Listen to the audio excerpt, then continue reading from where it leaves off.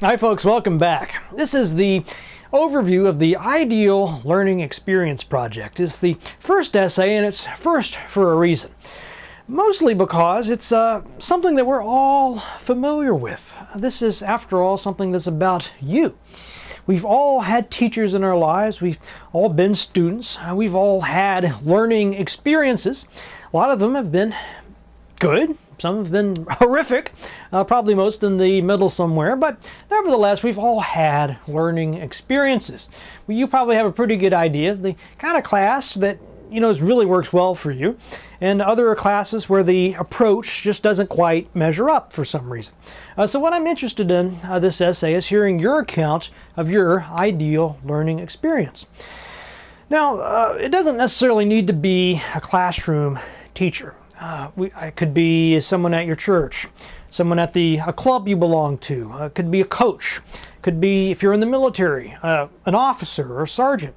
There are many options available to you as far as the person that you choose. The only requirements are they need to have had some impact on you, teaching you something valuable that has stayed with you ever since.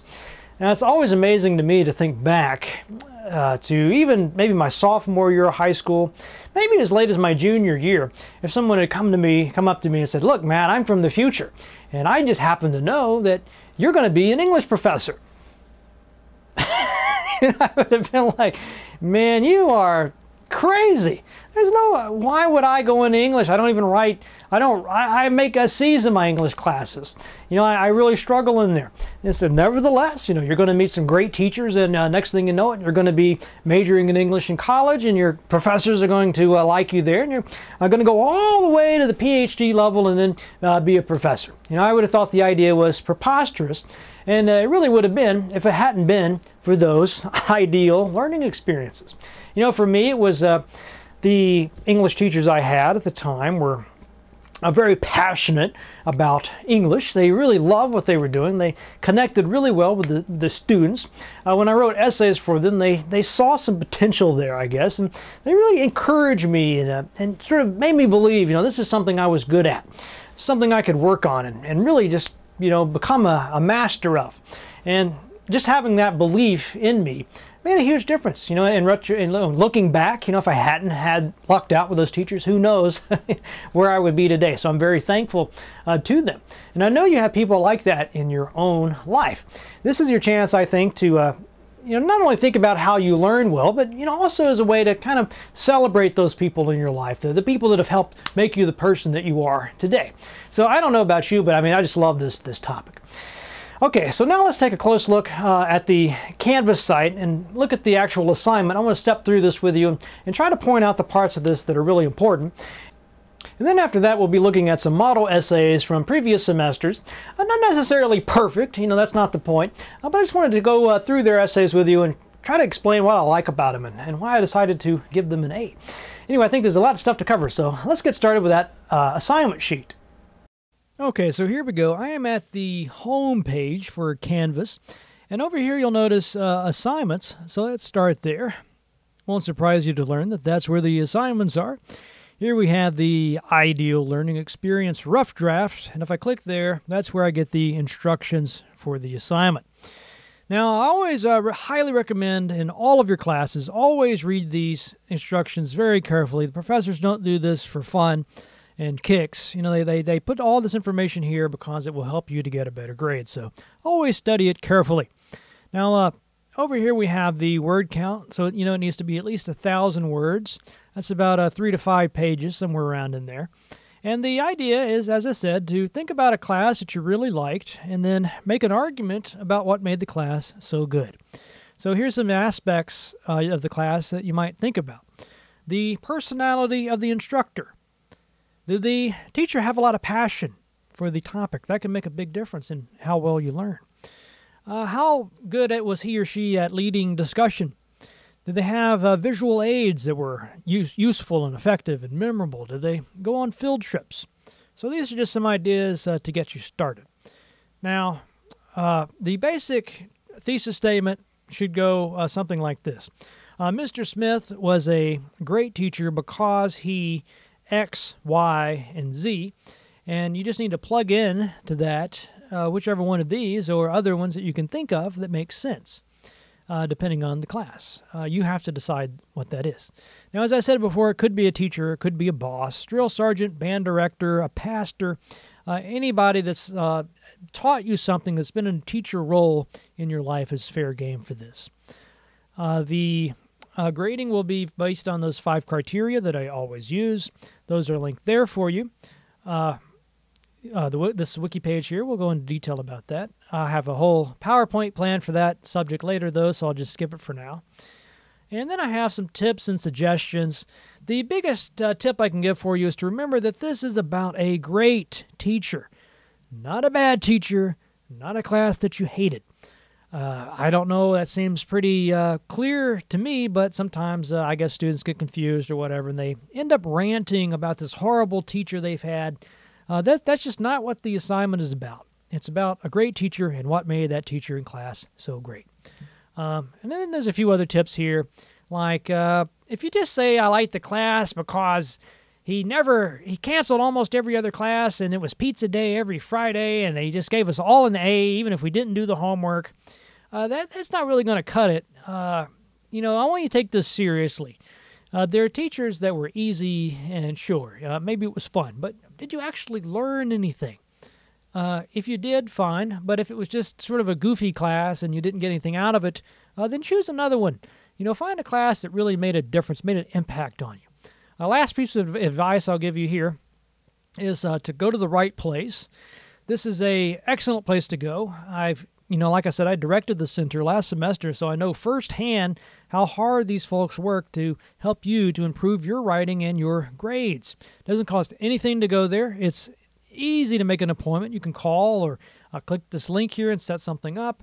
And you don't even have to have a paper ready. You could just go in there and say, look, I am lost. I have no idea what to write about. Please, can you help me? And they can. Believe me, they will. They can and they will help you to do a very good essay. So I cannot recommend them enough. Matter of fact, I recommend you go 2 or 3 times for each project just to make sure you get the best possible essay out of it. Definitely learn a lot that way. Okay, so that's all I've got for you now. Now let's take a look at, that's all I have for the assignments. Now let's take a look at some model essays from past semesters and see what we can glean from them. Okay, so the way to get to the model essays is to click over here on Files, and that'll bring up this screen here, and you can see the portfolios. Now, these portfolios are basically all of the essays from over the whole semester, so there should be 4 in each one. And this is what you'll be producing at the end of the class. Now, some of these assignments in here may be a little bit different because I've tweaked the assignments over the years, but should still be the same basic idea. Now, let's take a look at Ariel's first project. That's the cover letter that goes with the portfolio. So it's called English Boot Camp. Be scared or be prepared, like the title. During my years as a student, I have enjoyed a myriad of teachers, yet none has met the standard set by one English teacher. Mrs. Keller has taught me many important lessons in both life and literature. What I learned from her has carried me through high school and now college. Looking back, I realized that 3 facets of this class determined my standard for the perfect learning environment: the challenge to learn, an intimate class size, and an extraordinary teaching style. So there's that thesis statement I was telling you about. So we've got nice tripartite scheme, basically 3 elements to it: challenge to learn, intimate class size, extraordinary teaching style. Then when she starts up her essay, she's going to be talking about these in the order that are listed there.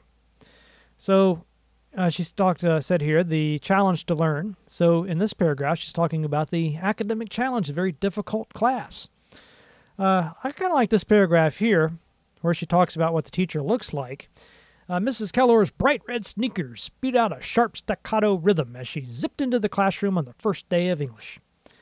To a young impressionable mind that had heard all of the stories, this was the first day in boot camp, and she was our drill instructor. Though diminutive in height, she was a veritable giant in my mind.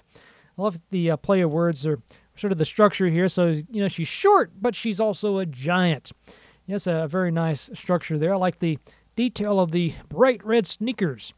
I can almost, picture this lady, jumping in the classroom with these sneakers on. And I've got the jet black hair, deep lines etched into her tan, leathery face. I don't know how much Mrs. Keller liked that description, but you get the idea, right? There's a lot of nice detail in here that help you to see what the class looked like, to see what the teacher looked like. So it's not boring.